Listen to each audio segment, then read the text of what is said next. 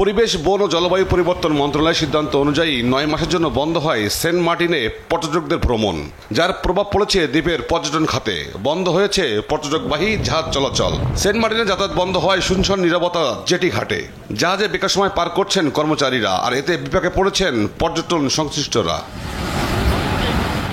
বৃহস্পতিবার বিকেলে সচিবালয়ে অনুষ্ঠিত হয় বিশ্ব পর্যটন দিবস উপলক্ষে সংবাদ সম্মেলন। এই সময় বিমান ও পর্যটন সচিব জানান, সীমিত পরিসরে 4 মাসের জন্য খুলে দেওয়া হবে সেন্ট মার্টিন দ্বীপ। তবে প্রথম 2 মাস থাকবে না রাত যাপনের সুযোগ।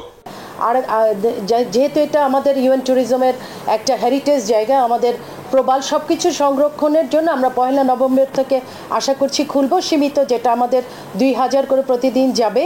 এবং এই বিষয়ে একটা সফটওয়্যার আমরা অলরেডি তৈরি করেছি।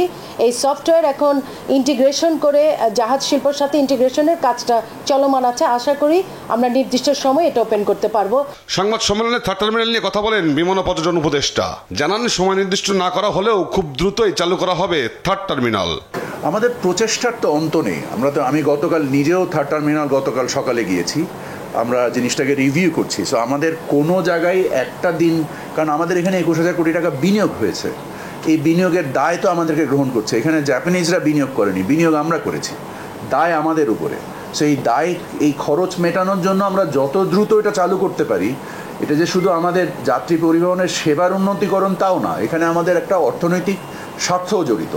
সেই অর্থনৈতিক স্বার্থে আমরা আমাদের মন্ত্রণালয়ের পক্ষ থেকে, ক্যাব থেকে সকলেই আমরা একত্রে চেষ্টা করছি যত দ্রুত করা যায়। দুঃখজনকভাবে আপনারা যে সুনির্দিষ্ট একটি তারিখ চাচ্ছেন আমাদের কাছে, এটা আমাদের কাছে এই মুহূর্তে উপস্থিত নাই। বিমান ও পর্যটন উপদেষ্টা শেখ বশিরউদ্দিন বলেন, পর্যটন শিল্পের জন্য নীতিমালা প্রণয়নের কাজ চলছে।